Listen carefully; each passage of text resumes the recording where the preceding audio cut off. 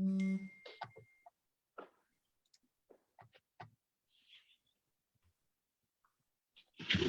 admit everyone.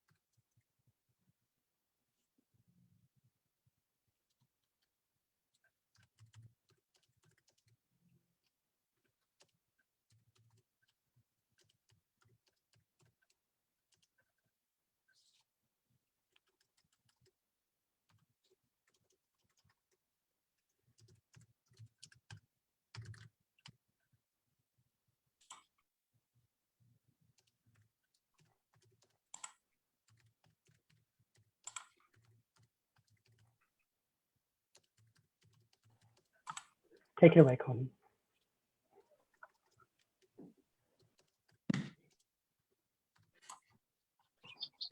Good afternoon, everyone. We have all gathered today to celebrate the 880th anniversary of the great Azerbaijani poet of the 12th century, Nizami Ganjavi. First of all, I would like to welcome Sean Kozubovsky and pass it the mic to him to acknowledge our territorial land and housekeeping information. Please, Sean.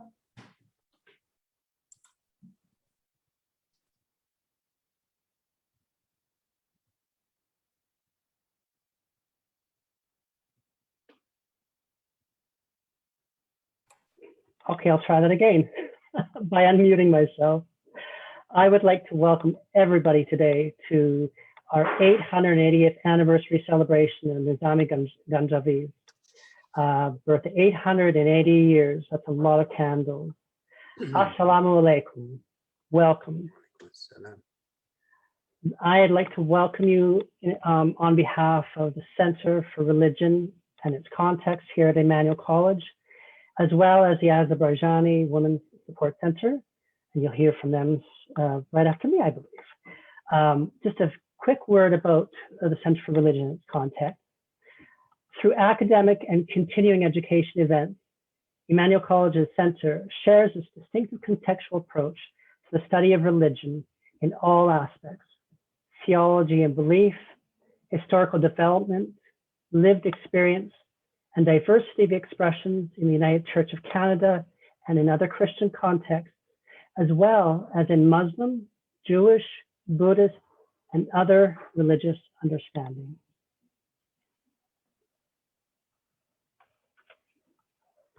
Just very brief housekeeping.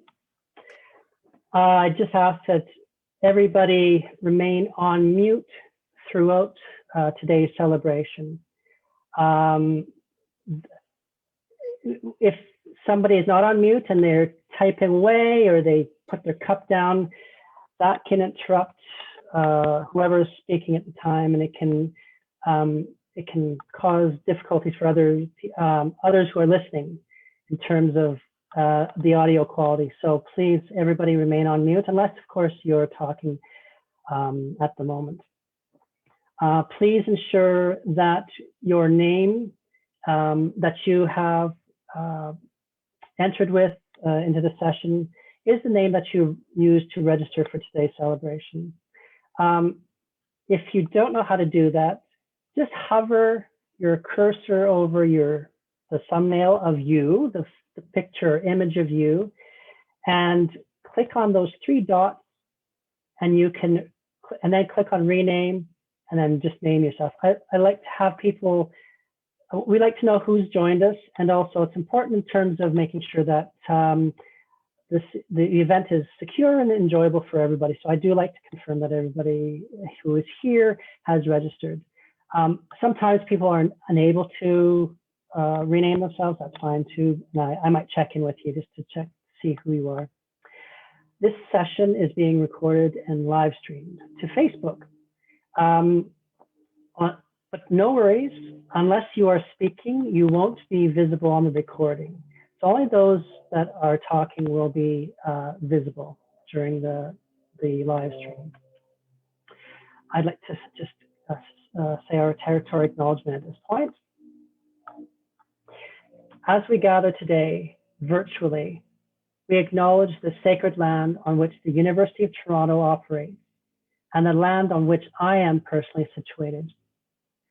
This area has been a site of human activity for 15,000 plus years. This land is the territory of the Huron-Wendat and Petun First Nations, the Seneca, and most recently, the Mississaugas of the Credit River. The territory was the subject of the Dish with One Spoon Wampum Belt Covenant, an agreement between the Iroquois Confederacy and the Confederacy of the Ojibwe and allied nations to peaceably share and care for the resources around the Great Lakes. Today, the meeting place of Toronto is still home to many Indigenous people from across Turtle Island, and we are grateful to have the opportunity to work in the community on this territory and to gather as we are today. As a settler, I take on the responsibility of learning about historic and current relationships and desire to engage in building right relations. I am also mindful of the covenants and the need to strive to make right with all our relations. Thank you once again for joining us. This is going to be nothing short of an extraordinary celebration, and I will hand it back to Konu. Sorry, Konu, you're on mute. Sorry about that.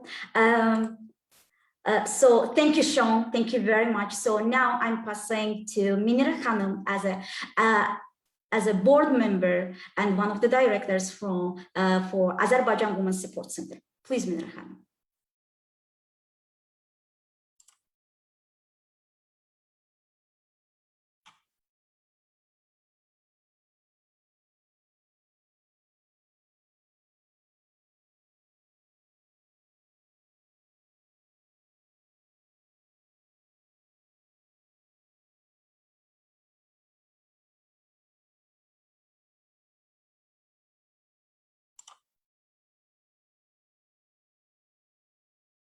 Minira Hanım, you unmute yourself. I'm asking you, just click on that. Yeah, sorry. I just clicked somewhere else and everything is gone. That's okay. Okay, sorry about that. I greet everyone on this special day for all of us, for 880th anniversary of celebration of our Azerbaijani national poet, Nizami Ganjavi, poet for all humanity. This event, organized by Emmanuel College of Victoria University in the University of Toronto and the Azerbaijani Women's Support Center in Canada. I would like to give some short introduction about the Azerbaijani Women's Support Center. This center is active since 2005, when a group of dedicated women from across the country decided to support the members of our community The Azerbaijani Women Support Center is committed to improve the status of Azerbaijani women in Canada, to remain true to our Azerbaijani heritage and the Canadian identity. We provide women and children with support, information, and options. We work closely with our community members, partners, and the service providers to ensure that Canadian Azerbaijani women are organized, informed, and they support each other. I would like to express my gratitude and appreciation to Emmanuel College of Victoria University in the University of Toronto for organizing and supporting this event. Thank you very much, really. And hopefully we will continue our cooperation and teamwork. Thank you for joining us, all participants, for this special day. And now I'm giving the floor to Kanu Gubanova, one of the board of director of Azerbaijani Women Support Center in Canada. Thank you, Minira. Thank you, Sean. Thank you, Minira. So that's very important and informative, and we are thankful to know all this information. So I would like to take a moment to greatly appreciate the University of Toronto, the #1 university in Canada and one of the best around the world, as you know, for supporting Azerbaijani community and organize this event. As someone who is originally from Baku, is representing Azerbaijan, this event means a lot. So to our country as a whole, I would like to say with great pleasure and honor that this is also my university, and I'm doing MPS program, Muslim stream. Hopefully, inshallah, I'm going to end first year at the University of Toronto at Emmanuel College. So thank you very much, University of Toronto. Thank you very much, Emmanuel College of Victoria University of the in the University of Toronto. Nizami Ganjavi. Nizami Ganjavi, the greatest representative of the Eastern Renaissance, who was born in 12th century in Ganja, one of the ancient cultural centers of Azerbaijan and the capital of the Azerbaijan Atabay states. He represented the essence of world literature and philosophy in his work. Nizami Ganjavi inscribed his name forever in the history of art with his Khamsas. Khamsas means 5 poems. Nizami has left us enormous legacy, which we can call a heroic accomplishment. His most famous works regarded as a versus contribution of world literature. The 5 long poems consisted 30,000 distichs and are also known as Khamsa Quitable. The 5 Khamsas are Treasure of Secrets, Khosrow and Shirin, Layli and Majnun, the very famous one, 7 Beauties and Iskandername. Each of these poems has laid a strong foundation for the great Nizami school of literature, which continues to exert its influence nowadays. His work with the unique poetic innovations and universal themes have transcended borders to influence the literature of distant lands.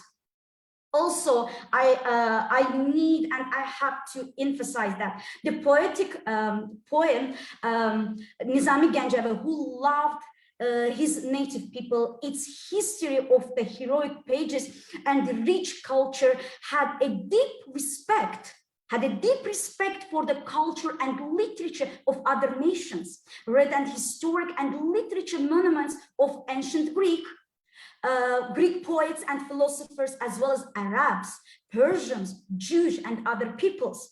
He enriched their immortal work with knowledge and information from all the sources. So that's from me about, I know it wasn't so short, sorry about that, but I shortened it as much as I can. But of course, we have such a rich program today. And our guest speakers are like scholars, are one more interesting than another one. So you will see. So first of all, I would like to thank all the participants of this event and guest speakers for sharing these days and this event with us. Would like to introduce our first guest speaker, Dr. Timothy from American Islamic College, Professor Timothy Gionnetti, Doctor of Philosophy. When I read that biography, oh my God, I couldn't finish it. Dr. Timothy, I couldn't finish it. Honestly, it didn't end. So such a rich experience of life. Wow. Really, that was a great. So sorry for really shorten that, but I have to say that Dr. Timothy Gionnetti, as an American Islamic College new president as well as member of the academic faculty, Dr. Timothy is an accomplished scholar of classic Islamic theology, philosophy, and spirituality with strong interest in Islamic psychology, moral theology, ethics, political thought, comparative religion and spirituality, and interfaith relations. More specifically, he is a scholar of Abu Hamid al-Ghazali, one of the most important religious thinkers of this classic period. He is also recognized as a Muslim theologian, a pastoral leader, and committed interfaith advocate with extensive experience promoting interfaith engagement around the globe. Dr. Gionnetti received his PhD from the University of Toronto, yes, Islamic philosophy and theology, with the periods of studying in the Middle East, including studying in University of Jordan College of Islamic Studies in Amman. His more than 20 years of university level teaching experience in US and Canada includes serving as an associate professor at the University of Waterloo in Canada and York Noor Chair of Islamic Studies at York University, and assistant professor of Arabic and Islamic thought at the University of Virginia and the University of Oregon and Penn State University. I counted all the best universities of the world. So beyond his academy, he is also founder and principal teacher of the Islamic Institute for Spiritual Formation in Toronto. Dr. Gionnetti, I can do it more, I can read it more and more and more, but let me stop here, please. So once again, I'm emphasizing that such a rich experience, such a rich life experience, and I'm really happy to see you today among us. Thank you for joining us. The stage is fully yours. No, thank you so much. So first, I want to thank Nazila. I want to thank the Azerbaijani Women's Support Center. I want to thank Emmanuel College for this gracious invitation. My heart in many ways remains in Toronto, and so and it's so encouraging to see old friends, including Dr. Laury and new. So, and to be gathered, especially in such a discouraging time in so many ways, gathering to celebrate something beautiful and something life-giving. So I hope and pray we can stop and smell a rose today and truly savor its fragrance. So I've always been moved by the way Rumi celebrates devastation and how the love that he celebrates is what we might call bad love. Love gone wrong, love that is deeply wounding and often unrequited, love that destroys us rather than building us up. Maybe my own fascination with this kind of love is simply a reflection of my own life experience in the realm of love. But be that as it may, the theme is prominent in the poetry of Rumi. For example, he writes, "The way of love is not a subtle argument. The door there is devastation." And in another place, he writes, "Here are the miracle signs that you want, that you cry through the night and get up at dawn asking, asking that in the absence of what you ask for, your day gets dark, your neck becomes thin as a spindle, that what you give away is everything you own, that you sacrifice your belongings, your sleep, your health, your head, that you sit down in a fire like wood and go out to meet a blade like a battered helmet. He says, when acts of helplessness become habitual, these are the signs that you should be seeking. So the good love that Rumi celebrates is the love that tears down the idolatrous self and leaves the heart utterly impoverished, without pride, indeed without any thought or concern for oneself, empty and pining as the Kaaba itself is empty and waiting for God to manifest in God's house. In the century before Rumi, the same time as Nizami, we see the same lessons in Attar's Conference of the Birds, where the hupo or the leader or the sheikh of the birds says, I speak to you as your guide. He who loves does not think about his own life. To love truly, a man must forget himself, be he ascetic or libertine, yani a religious person or a party animal. If your desires do not accord with your spirit, sacrifice them, and you will come to the end of your journey. If the body of desire obstructs the way, reject it. Fix your eyes in front and contemplate. And then he says, do lovers regard their lives? The lover sets fire to all hope of harvest. He puts the blade to his own neck. He pierces his own body. With love comes sorrow and the heart's blood. Love loves the difficult things. And then he writes, O bartender, fill my cup with the blood of my heart, and if there is no more, give me the dregs. Love is a cruel pain that devours everything. Sometimes it tears the veil from a soul. Sometimes it draws it together. An atom of love is preferable to all that exists between the horizons. And an atom of its pain is better than the happy love of all lovers. Love is the very marrow of beings.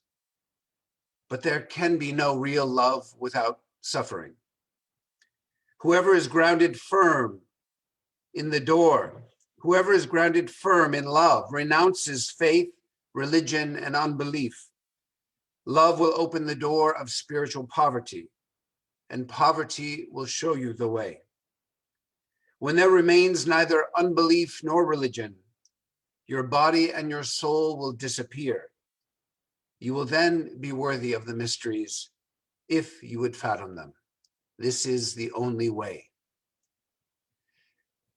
So in both Rumi and Attar, we see the appearance of a story. We also see the appearance of a story or a parable, or rather brief glimpses of an old Bedouin story that embodies this teaching in a tale of transformative, devastating love between a poor Bedouin, Qais, who is driven mad by his unattainable love for his beloved Layla. The great love story of Layla and Majnun, for Qais becomes mad and thereafter is known as Majnun, the crazy one. So the great love story of Layla and Majnun has become one of the greatest mystical tales of all time, not because of the brief and disjointed glimpses that we see in Rumi and Attar and others, but rather because of the brilliant compilation, embellishment, beautification, and mystical saturation of this story by Nizami, who is said to have composed this great retelling of the story around the same time that Attar was composing his reworking of an ancient tale in the Conference of the Birds. Majnun's story of pain, purgation, and self-annihilation begins when his beloved has been whisked away by her family to marry another in a far-off place. Resisting the consolation of friends and going against the wise and reasonable counsel of his father, he embarks upon a desperate, hopeless search. Ah, tell me, he says, when did prudence ever have control over the intoxicated madness of a love-lost soul? Unable to bear the pain of separation of his beloved, he forsakes his own honor, dignity, and standing in others' eyes, and becomes obsessed with his search for Layla, whom he sees nowhere and yet sees everywhere. His devotion to his beloved becomes so complete, so consuming, so uncompromising, that he appears to be utterly mad in a world that confuses station, honor, and self-interest for sanity. His burning love and subsequent devastation liberate him from the trappings of the ego, and they take him beyond the boundaries of reason and self-concern. He becomes luminous and pure. He becomes free, even of Layla in the end.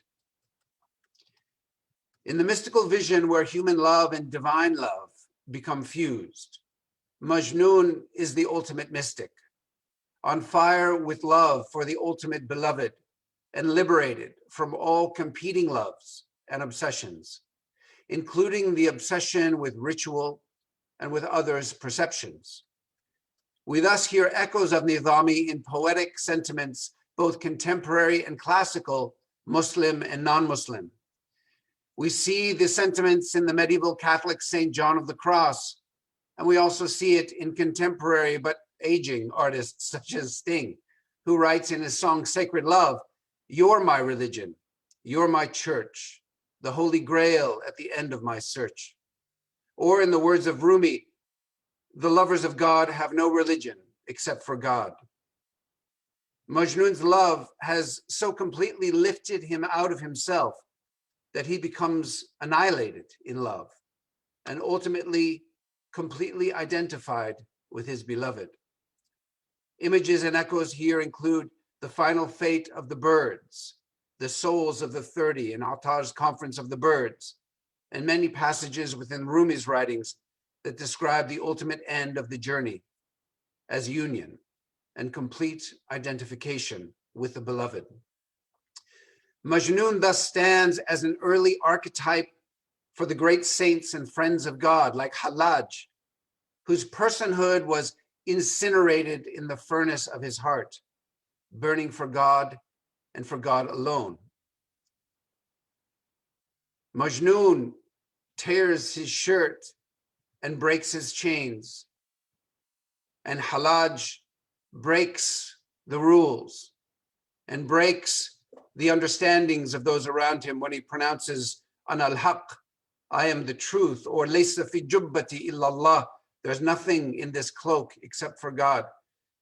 In both cases, we see the liberation of the human spirit and the complete transcendence of the human spirit through a love that is not the happy love of Hollywood or the love for which many of us ignorantly perhaps crave, but the divine love that crushes and devastates and opens up a space in the ruin of our hearts for a manifestation or a self-revelation of God. So that in the end, in the story of Layla and Majnun, and certainly in the mystical understanding of Nizami and all of those who came after and cited this story and embraced it as an archetype for this spiritual journey, we see that in the end, no one declares that there is no God but God except for God. Thank you, and I look forward to the conversation. Assalamu alaikum. Thank you very much, Professor. That was amazing. Your description, your explanation, that was really good. Thank you so much. Really appreciate that for being with us and sharing this event with us once again, Professor. Thank you. Thank you so much. So in this note, I would like to share a beautiful video and a music performance, which LTV, Elchin Mukhtarov, created for us, especially for this event.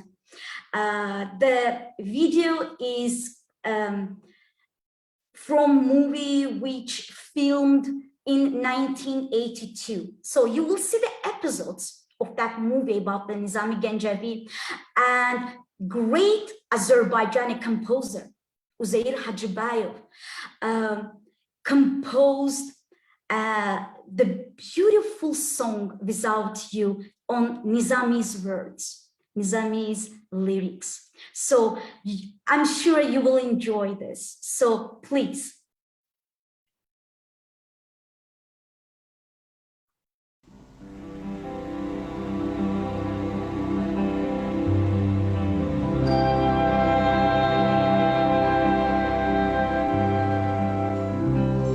Her gecem oldu keder, güsse felaket sensiz. Her gecem oldu keder, güsse felaket sensiz. Her nefes çektim keder, bir sensiz.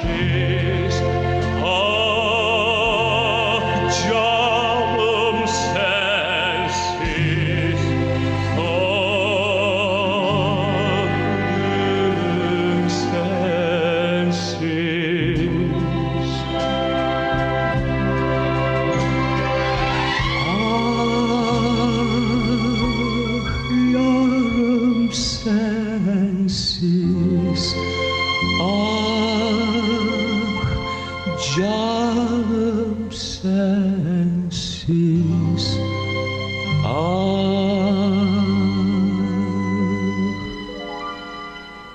gülüm sensiz,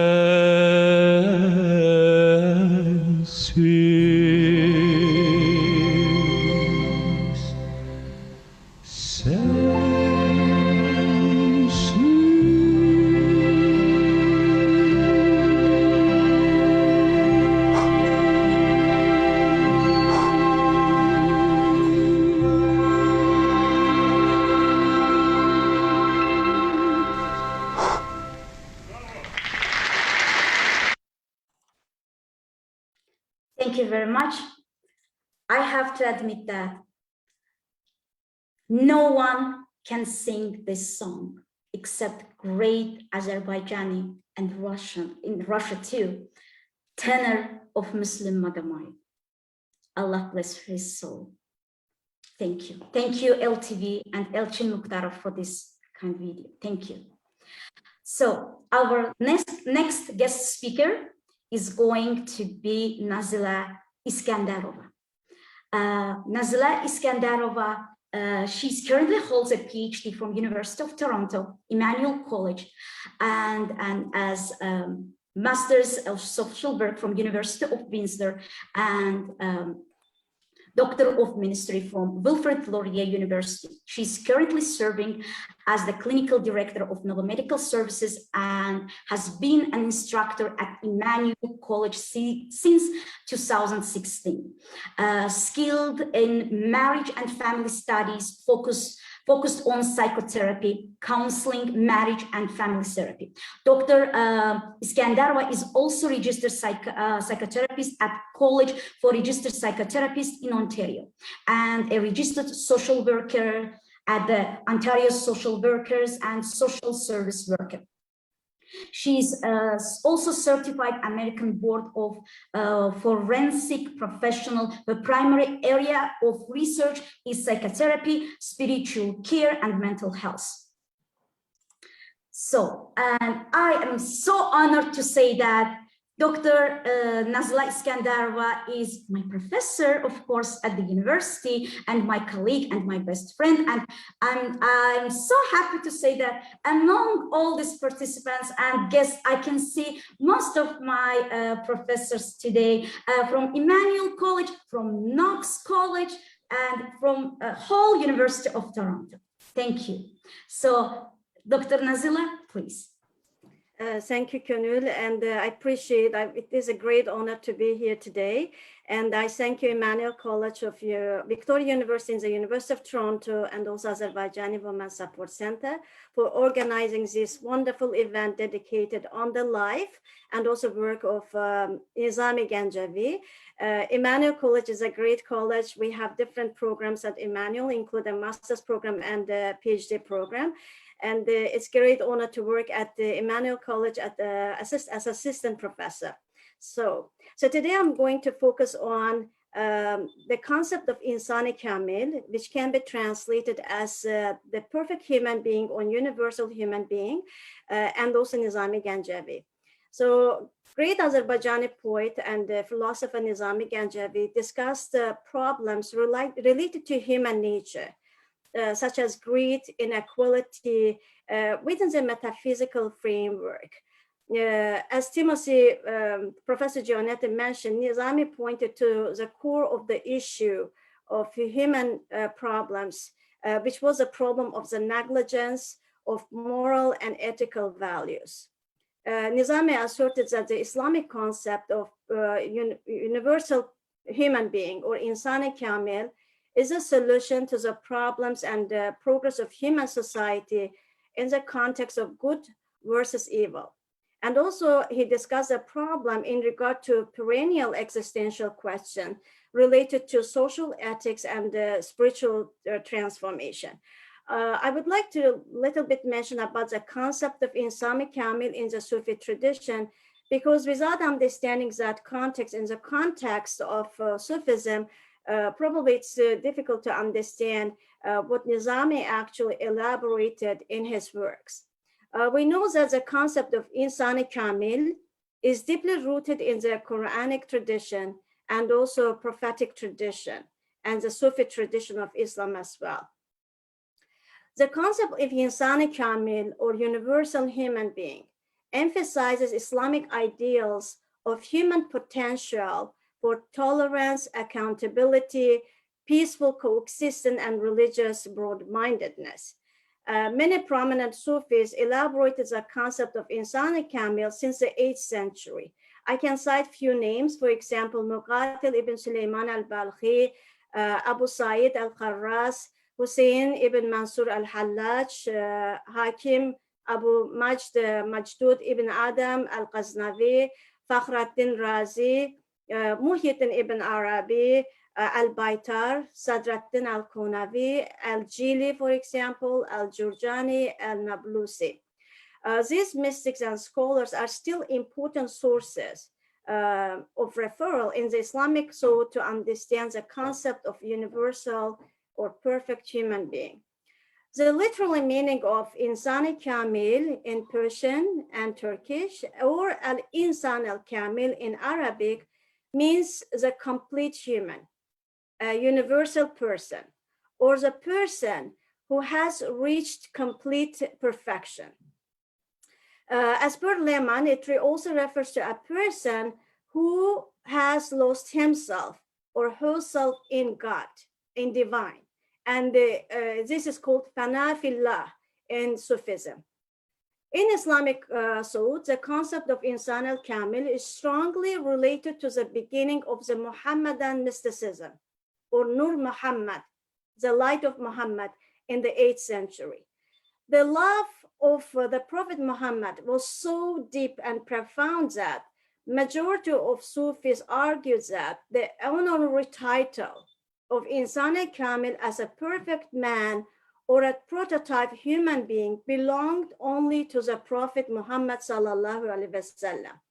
And this was very explicit in the work of Sahla Tustari, who died in 896, and he explains the concept Insani Kamil in this context, and he contributed to the idea of Nur Muhammad, the Muhammadan light. However, we see that beginning with Muhyiddin ibn al-Arabi and also al-Jili, Muslims developed a new understanding of al-Insan al-Kamil. And this new understanding in the Sufi tradition enlarged our understanding of the concept and also the application of the concept to anyone who had the potential to become a universal person. As mentioned earlier, the concept of Insan Kamil has always been the main theme in Nizami Ganjavi's philosophical and theological thoughts.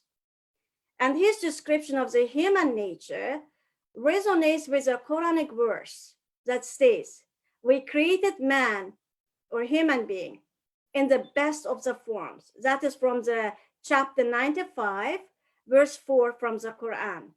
For Nizami, the noble person or universal person is like the mystical bird, Huma, the one who eats little, speaks little, and causes no pain or little pain to others.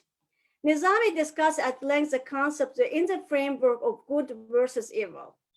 And in this respect, the section of Khair and Shar, the virtuous and evil, which is a famous chapter in his 7 beauties, he asserted that the main task of being human is first, to be mindful of the rights of creation. It doesn't matter human beings, it doesn't matter animals or plants, the rights of creation.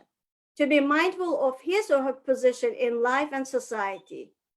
To be mindful of the ability and also responsibility to the differentiation of benevolence from evil.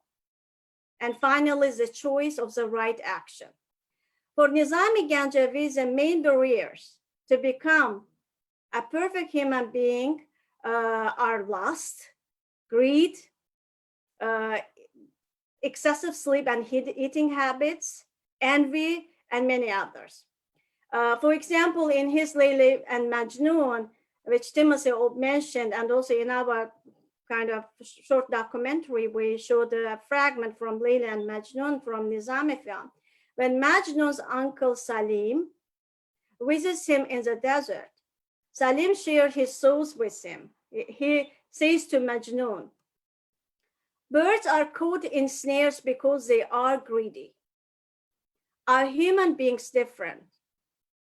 Our hunger is a snare in which fate catches us. The greedier we are, the greater the danger. Only he who, like you, is content with a little grass is truly free, a king in his world. So Nizami discussed how inequality in society causes many injustices in human society. He says that human greed causes more social, political, economic, and ecological disasters, poverty, and injustice in society. And Nizami invites us to ponder on the evil nature of greed and its capacity to destroy humanity, stating that, "O human, because of your action, the earth turned into blood." For Nizami, greed was at odds with human nature, because the true essence of human being is to seek more noble cause of living. And Nizami not only discussed the evil caused by those who commit injustices, but he also criticized those who are heedless or silent to injustice. And Nizami stated that heedlessness is one of the reasons that prevent a person from being blind to inequality and become a perfect human being. And Nizami reminded us that heedlessness causes a person to descend to the lowest states of being. And in his works, Nizami invited humans to tame the beast in our souls through humbleness. And for Nizami, humbleness is one of the key personal qualities that enables a person to win over the lowest state of nafs, or soul, or character. And Nizami also invites a human being to be responsible for his or her words and actions, and remain silent instead of uttering a word or doing something that will hurt someone. And on this difficult path, of course, Nizami Ganjavi encourages us, saying that the person needs to develop a sense of trust and patience in divine and higher being in order to be successful, to become a perfect human being. Thank you so much. Thank you, Dr. Nazila. That was really interesting. And thank you very much for your valuable information and knowledge. And thank you for sharing all this with us. Thank you. So our next, I would like to announce our next performance. So our next performance will be very interesting too, because it is family performance. It is daughter and father. So that's Minira and Ilham Najafov. Minira, she is a very good piano performer, and Minira studied for a bachelor's and master's degree at the Baku Academy of Music, and now she got acceptance for University of Toronto to make her master's in music. And her father is Ilham Najafov. He's an honored artist of Azerbaijan, professor and doctor of philosophy. He is a master of wind instruments such as ney, balaban, tutek, saxophone, and clarinet. Professor Najafov is the only national wind instruments professor in Azerbaijan and is also known as a creator of national wind instruments study materials at the National Conservatory of Azerbaijan.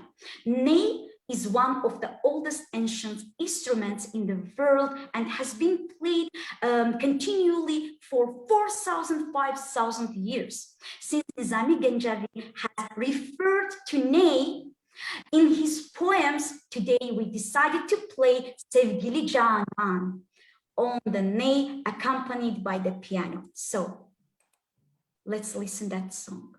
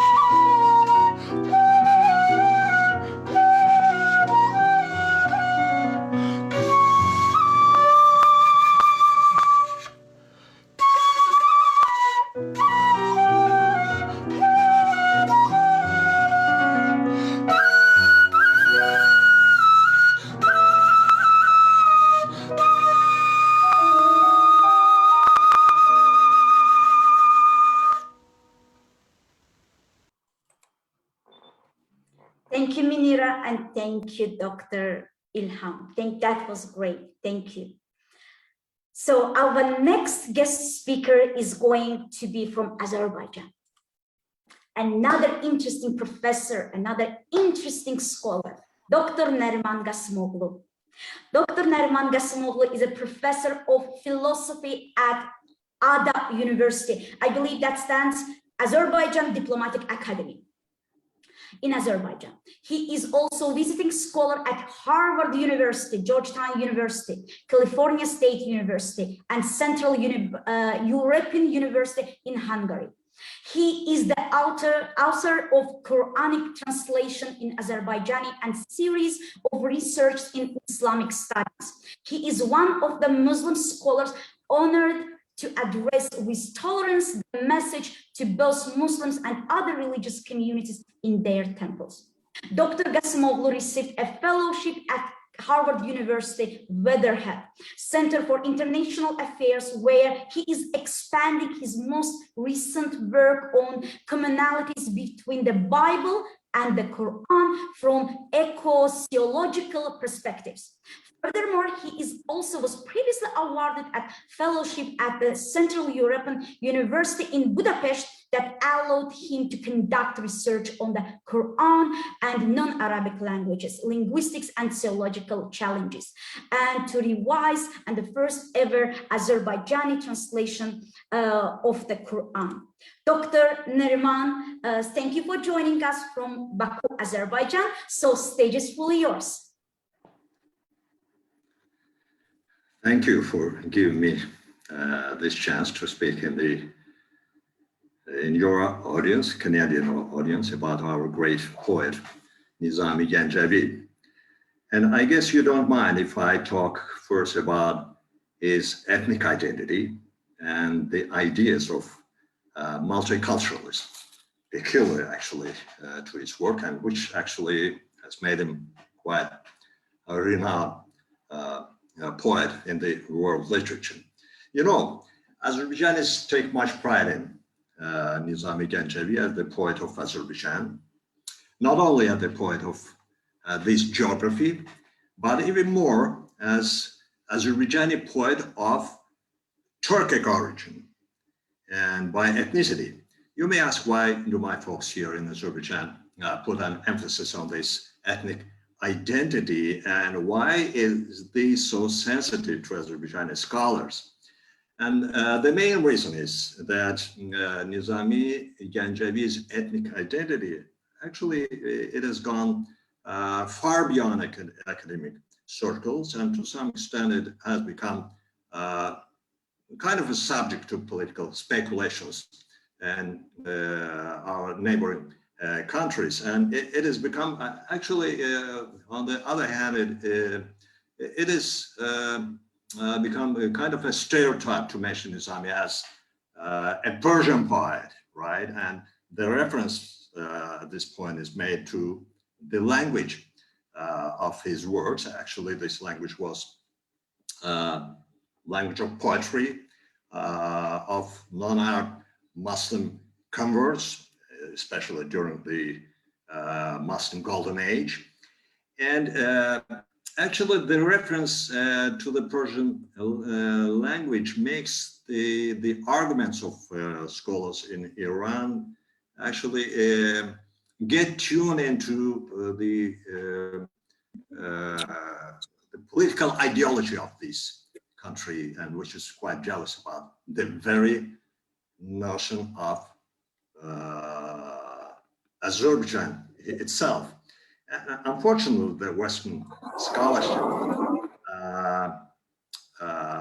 seems to be not much immune from being influenced by this kind of approach towards Islamic ethnicity, such his ethnicity, partly because I guess Nizami is viewed obviously as a great product of Muslim Golden Age, and as such his ethnicity, matters very little, and partly because it has been dominated by Iranian-centered approach in Oriental studies.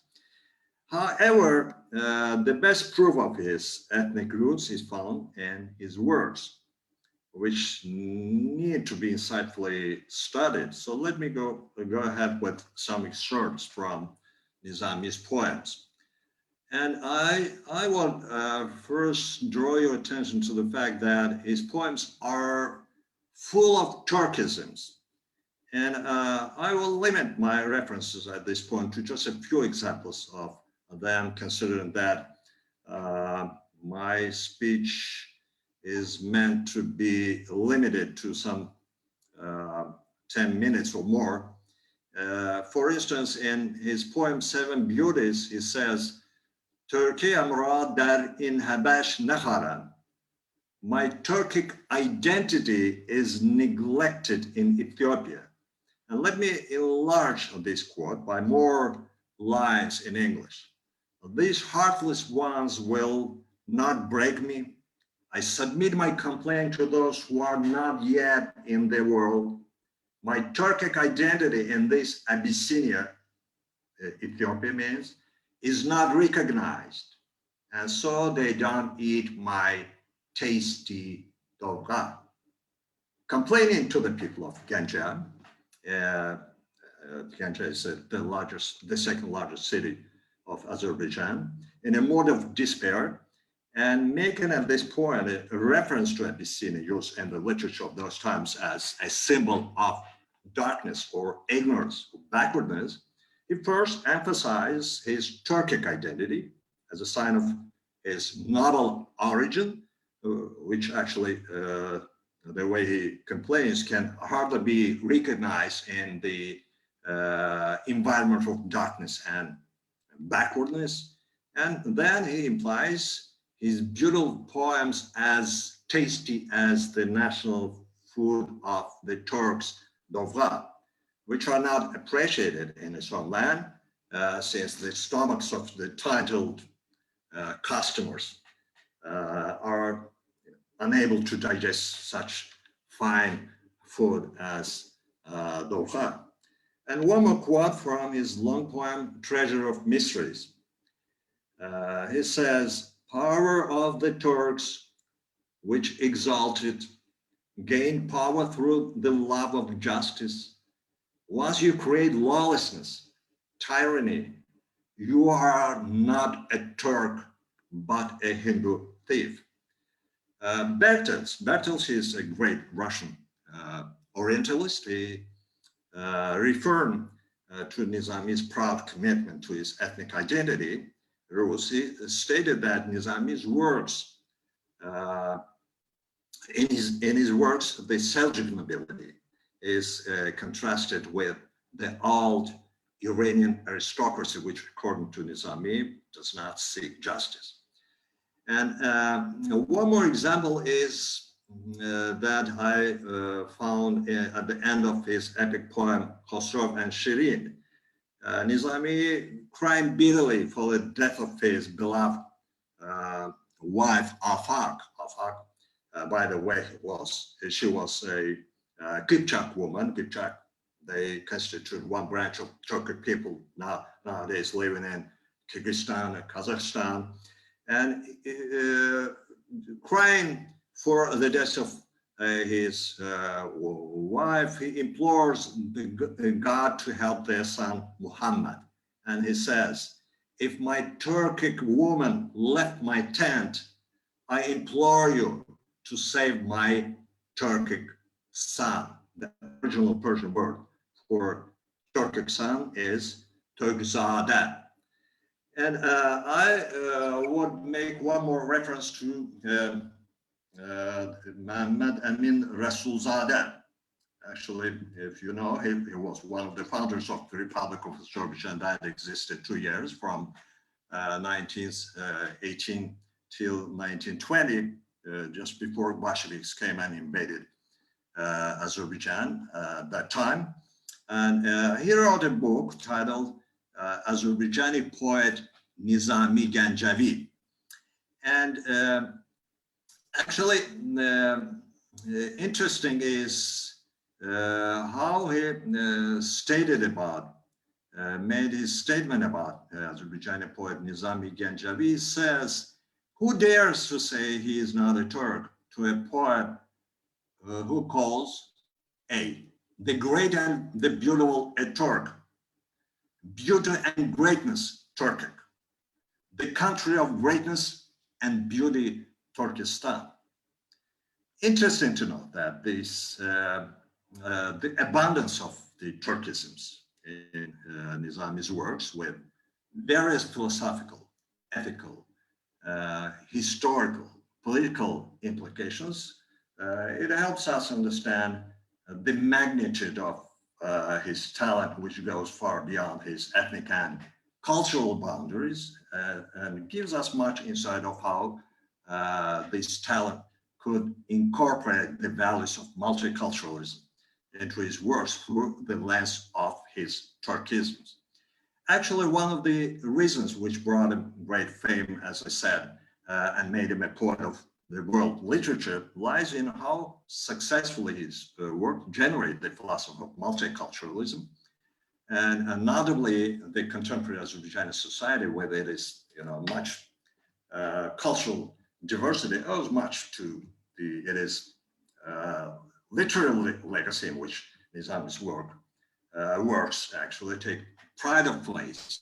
And all his poems are full of teaching episodes that promote religious tolerance. He repeatedly appeals to the character of Jesus Christ. And in the chapter on advising the king to uphold justice of his poem, Treasure of Mysteries, one of the advices to the king is the following: turn your face to religion because it is a strong support. Turn your back to the sun because it is worshiping fire. Then he goes on saying, tear this curtain so that the wings of Jesus may grow from your feet. He who likes Jesus gave his life, truly conquered the world. So at this point, unbelievably important somehow, a giant of Islamic golden age, Nizami, be much revered poet of his time, with his deep Muslim faith, how he could embrace Jesus differently, namely not as considered in Muslim theology, but in the light of Christian theology.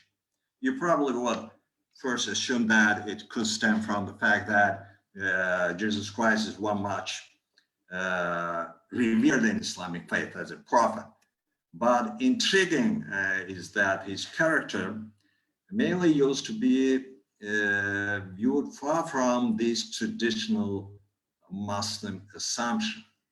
We clarify that the multicultural thinking of Nizami favors to benefit from Christian theology, which he sees fit to be used for instilling his multicultural ideas into ideals into the minds of his readers. In his poem, Treasure of Mysteries, Nizami directly refers to the multicultural purpose of his poetry as saying, the temple of poetry was founded by me. The art of poetry was freed from the tower. The ascetic and the monks rushed towards me. They threw down their cloaks and belts. Actually, he clearly means that his poetry belongs to everyone, regardless of religion, and says that his writings can benefit not only Muslim Sufis, who actually wore at that time the cloak. In original, it is khirka, but also Christians who wore a woolen belt around their waists. In original, it is zunnar. And in Nizami's poem, Seven Beauties, we come across a vital picture of a multicultural environment. Actually, Nizami brings together women of different faith from 7 climate zones of the world: Indian, Greek, Slavic, Maghreb, Kharazm, Chinese, Turkish women around the rule of Bahrain. And these women tell him the stories taking place in different parts of the world. And this implies actually the cosmic model of the medieval world, in which space was understood as divided into 7 climate zones, with each one to be considered as one of the 7 layers of the sky. And the 7 beauties, these are housed in different palaces. And these palaces are decorated with symbols corresponding to their respective climates. And Bahrain, dressed in the color of a star known for every climate, visits these palaces as a symbol of joining this cosmic harmony. The plot is very interesting at this point. It's going through the process of improvement of Bahrain's personality, and which gets ultimately matured into kind of prophethood.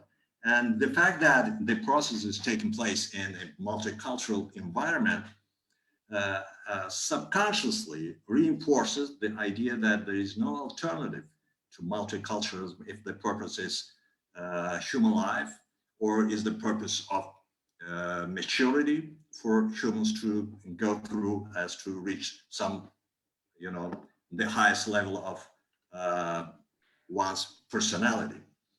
I would get back again to the image of Jesus Christ in Nizami's poems, especially one that demonstrates how Nizami needed to use the image of Jesus as to enrich the literary merits of his works.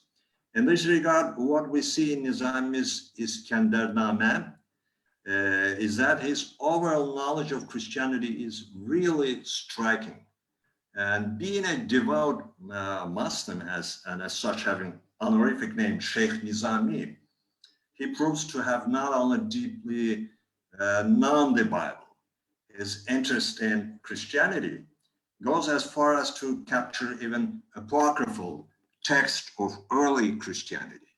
In the introduction part of his work of Isgandarova, let me quote, out of the braids of the night and the heart, I weave 7 colors of silk.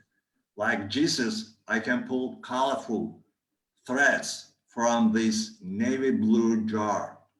One has to be familiar with the apocryphal Bible to be able to know that these poetic lines claiming Nizami's high appreciation of his own poetry directly relates to the story of Jesus and the diary about the childhood of Jesus.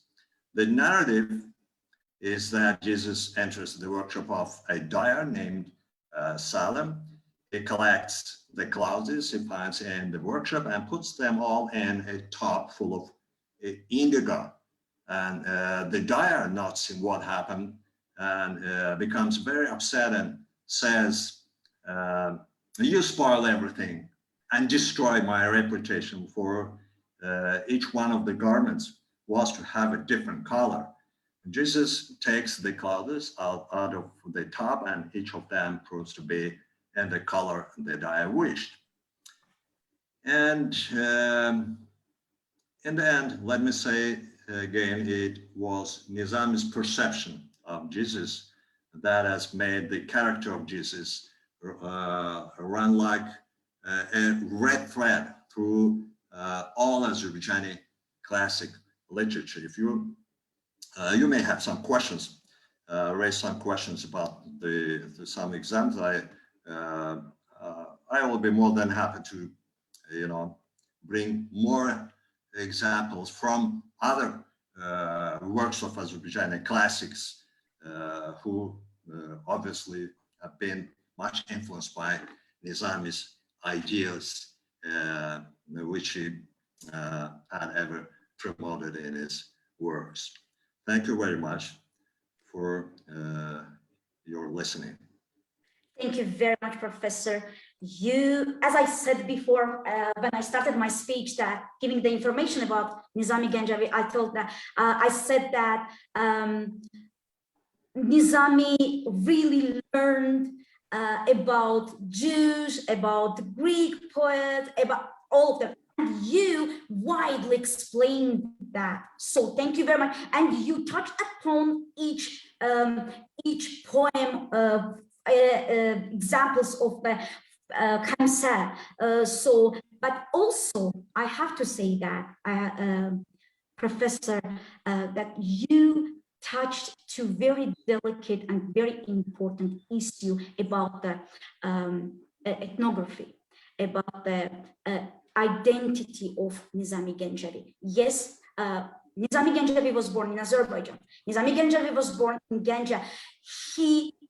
But he also writes his poems in Persian. Yes, he did that, sure, right? But it doesn't, you can't deny his Turkic ethnicity, right? So of course you said, like, I can't explain that. I'm not so knowledgeable like you about Milan, but you explained it so widely and so nicely, so clearly. We got the clear picture of that. So thank you very much. Really appreciate that, Doctor. You're welcome.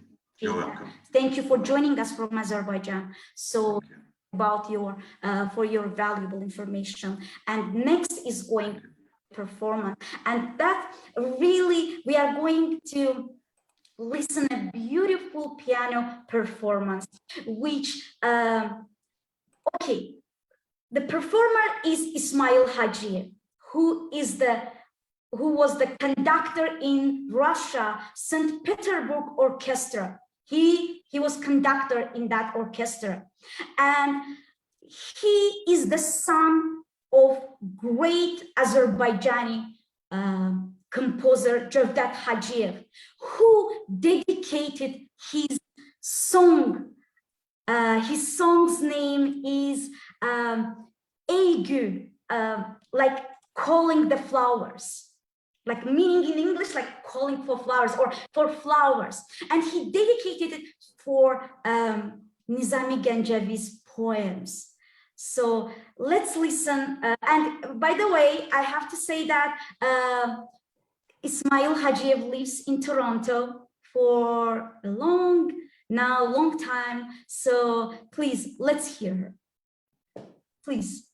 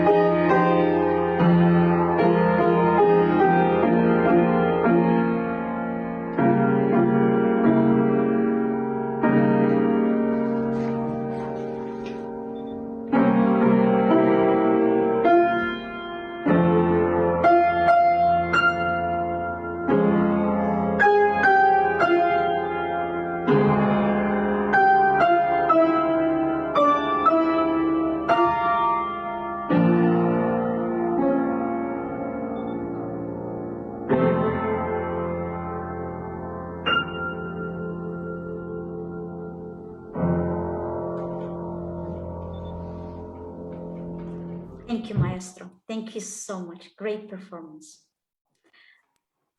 Okay, so our next presenter is Dr. Laury Silvers. So Dr. Silvers is a North American Muslim of the Sufi variety and retired historian of early Islam and early Islamic mysticism, who now writes historical mysteries set in the time and place of her research. She lives in Toronto with her partner, Michael, and dog, Billy Girl. I said all, Dr. Silvers, so stage is yours, please. We can't wait to hear you. Alhamdulillah, thank you so much for inviting me. No problem, thank you. Bono. And I also want to thank Nazila and the Azerbaijani Women's Center and Emmanuel College. But I also want to thank the speakers too, because I learned so much today. I'm not a scholar of Nizami, so I can't speak to him. I'll be talking about early Sufi women today, and in particular the way that certain stories about early Sufi women were held up and repeated in order to prove to those who would not accept them that these women belonged to be in the field with all the greatest male Sufis. And I know a little bit about the Azeri tradition of female Sufis. And so if I can dedicate this presentation then to Azerbaijani Sufi women, those who are known and unknown. Let me just share my screen. There we go. And sorry. Oops, it's, you know what, I'm gonna have to, I don't know why it's doing that. This is the way of Zoom, right? Everything is. We can see it. We can there see we go. it. There we go. Yeah, but we have to start at the beginning, not the end. Perfect. Thank you. Okay. It's always like that, isn't it? So what I want to talk about here is sort of the way in which these women were described with this kind of stubborn faith that even when men challenged them, the women pushed back. And some of it may seem a little impious to you, as we are meant to be humble in our faith, but humility in the early period, could often mean, telling somebody off that they didn't know anything about God. And especially for women, it was one of the ways in which they were accepted by others. So let's get started. So one of the reasons I want to talk about these early women is that, by the 11th century, so this is around the 4th century Hijri, women's stories start to disappear from the stories. And Qushayri's Risala, for instance, which is one of the most important texts, one of the most important how to be a Sufi books, doesn't include very many women. And we know that this is not because he did not like women or because he was sexist or anything like that. In fact, his wife and daughter were great hadith scholars. He had an enormous respect for female Sufis, but he was living in an environment in which Sufism was under attack. And Sufism had been coming under attack from the earliest period, but it was really sort of reaching a crescendo at this point. And even though his teacher was Sulami, who had written a wonderful book on the lives of Sufi women, he felt he had to produce a book that would present Sufism to the Muslim world in a way that they could accept. And that meant putting people like Al-Hallaj to the edges of the story, people who were controversial, as Al-Hallaj was at that time, and putting women to the edges of the story. So he centers the most acceptable of all the Sufis and puts the others at the edge, because his goal was to make sure that Sufism survived, because Sufism as a path was what was most important, not the people. So I don't want to blame him. I just want to explain the circumstances, which were quite difficult. It's understandable what he did. So one of the things that we see from the earlier period prior to Qushayri is we see these stories about early women in which they're really speaking up, and it's these and what it is, it's these men are passing along these stories and they're vouching for these women. And they're saying, well, I know you think women shouldn't be part of the Sufi path, but this one is special. And this one you have to accept. And so they would tell stories about women who would not marry, even when they were being asked to be married by some of the greatest Sufis. They would, you know, the woman would say, "Who are you that you even ask me to marry you? Your nafs must be as low as the dirt for you to even have this question for me." So you'd things like this. You would see women who refused to even see the men who would come to visit them. They would have a saying or something that would outsmart the men and make the men humbled before them. Or they would have these extraordinary states that prove that they were accepted by God, in order to prove to these people who thought that women being part of Sufism was controversial and that they should be removed. Let's see, why isn't it moving forward? There we go. Okay, so here's one story. There's a woman who's preaching in the street, okay? And a crowd has gathered around her. And so this man tells the story about how he approaches her. And he doesn't just approach her. When she's done preaching, he comes and she's sitting and he stands over her. He doesn't approach her with any kindness or politesse at all. He stands over her and challenges her and accuses her of pride.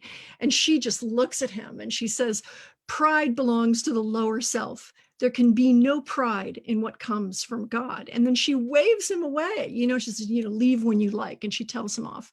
But she also recites this poetry. "There are elect chosen for his love, and he chose them in the beginning of time. He chose them before the splitting of his creation as ones entrusted with wisdom and eloquence." And so she's saying that about herself, that she is among those. And she's saying to him, "Get lost. I am among those who are chosen. Who are you to speak to me about pride?"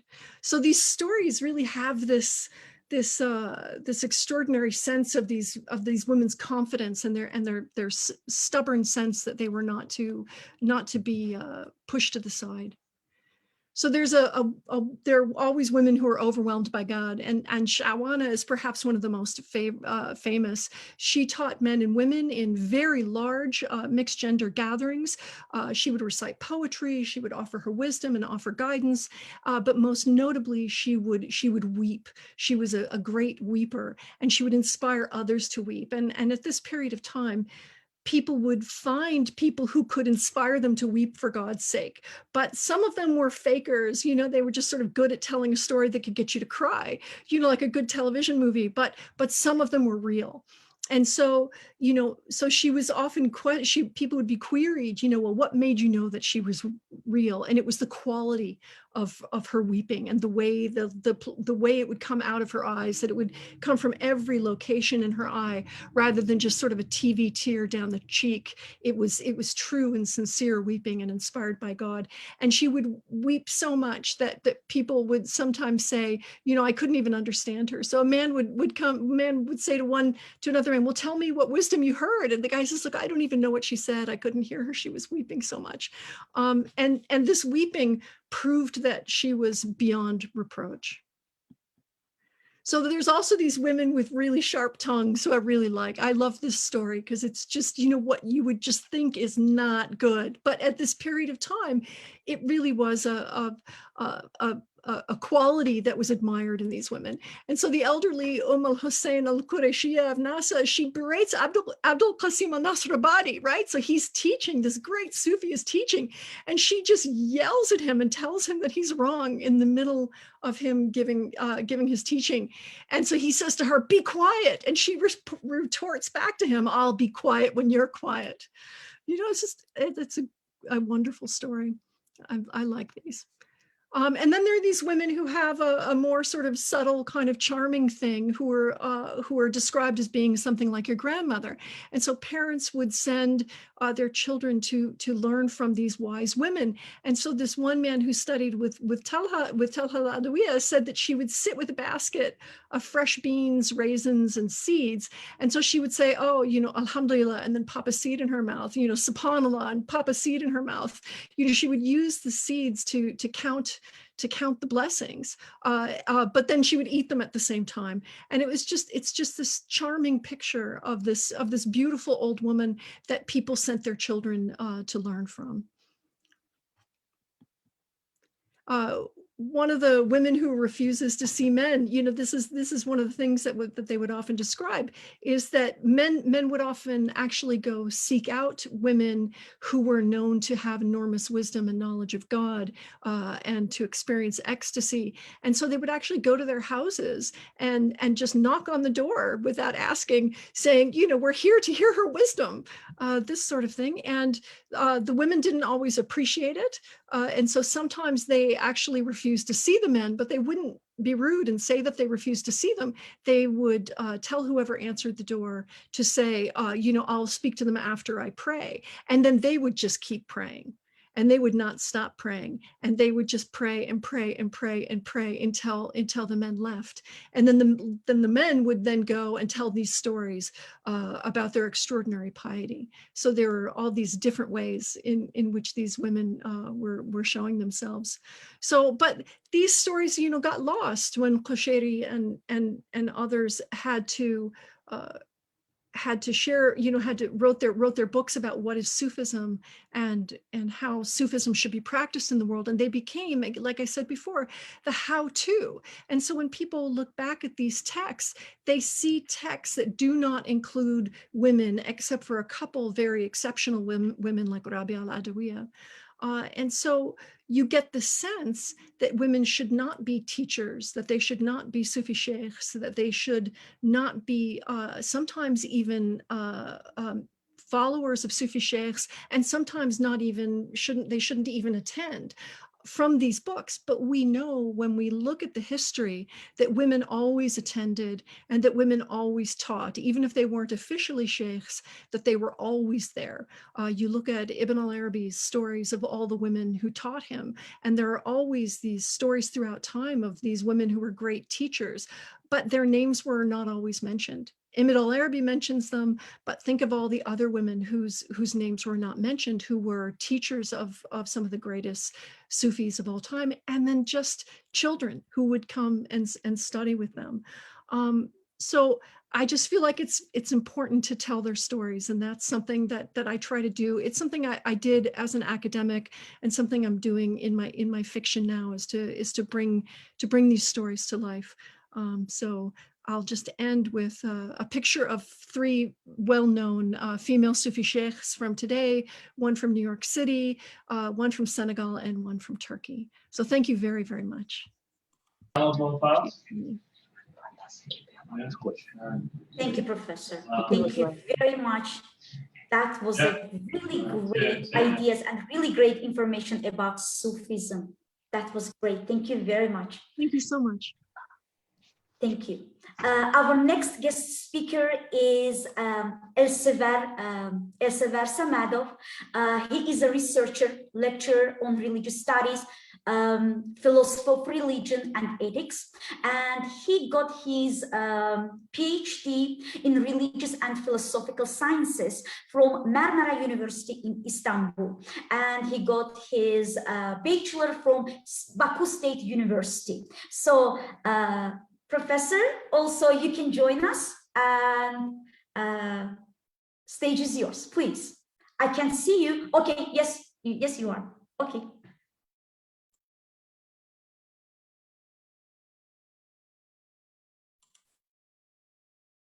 We can't hear you. We can't hear you.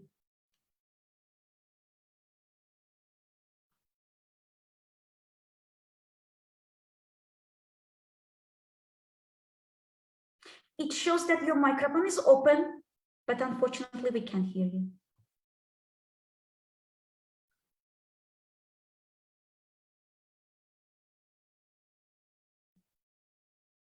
No.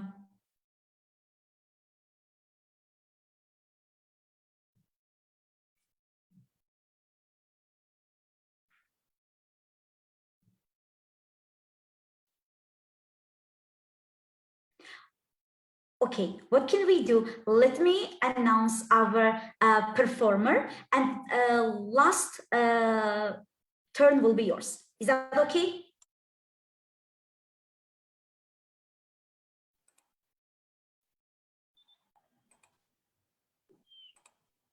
It might be that, hello? it might be that your microphone setting. Oh, okay, okay, Sean, yes, maybe. So what you need to do is you need to go to where the mute button is on the bottom. Go to the mute button and click on that arrow. There's an arrow by the mute button. And for mic, there's select a microphone. Just make sure that it's same as system. So once again, go down to your mute button. Click on the arrow, the caret that points up. Click on for select a microphone. Try same as system. Can you talk, Dr. Elsever? No, we can't hear you. Sean, we can't hear him, so yes. Let me announce our performer, and our last guest speaker will be Professor Elsever Samedov. Okay, so our youngest generation, I'm gonna give the stage to her, Fidan Yunus, a young piano player and performer, and is currently studying at the Faculty of Piano at the Baku Music Academy. She participated at the very early age and still participates in various republic and international competitions over the years, and has achieved a certain rank and received prizes, medals, and diplomas. And I am happy to announce her, and please join me to welcome Fidan Yunus.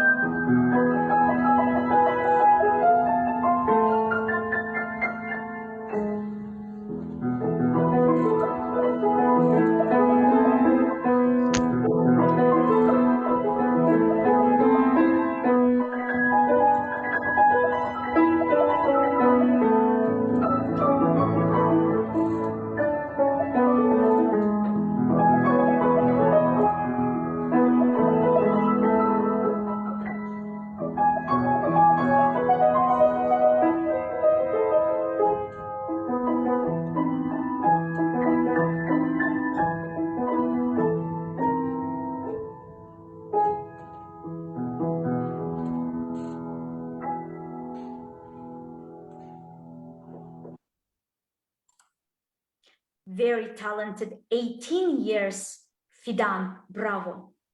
Loved it. I hope you all enjoyed that. Okay, so thank you. Thank you, Fidan. And our last guest speaker, Elsever Malim.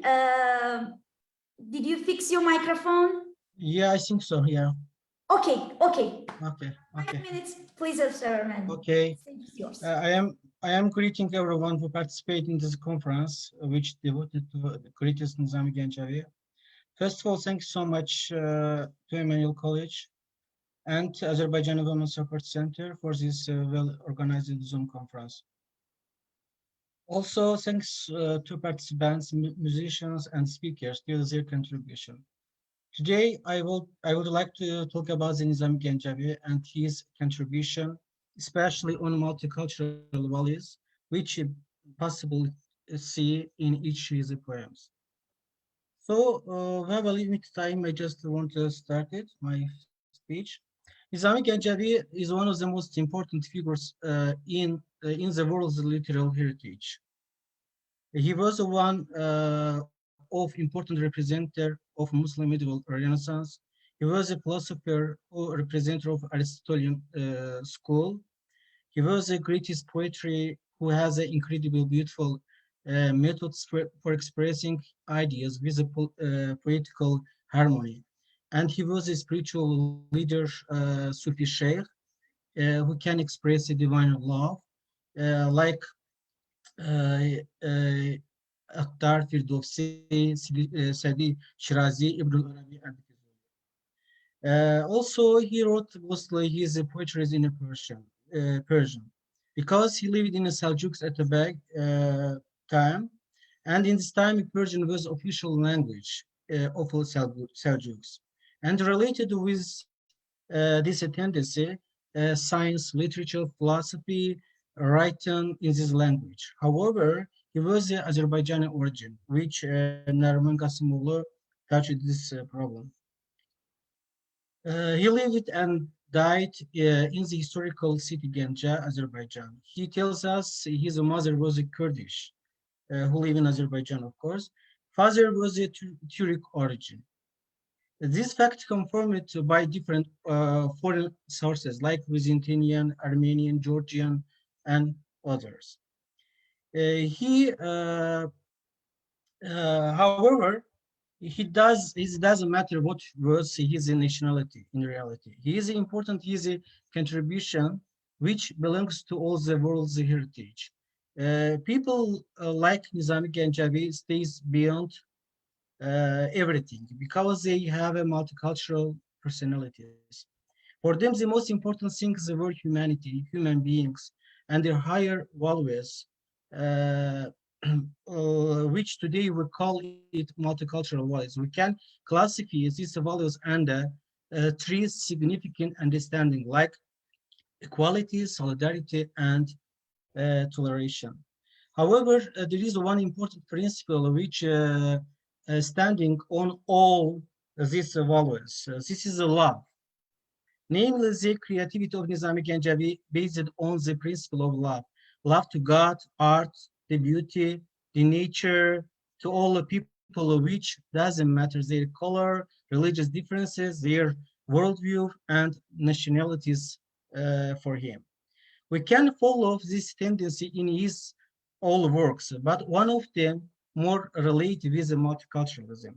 This poem is Seven Beauties, which touched Nariman Gasimoglu also. Our speech was so related to each other. Actually, I want to emphasize this one.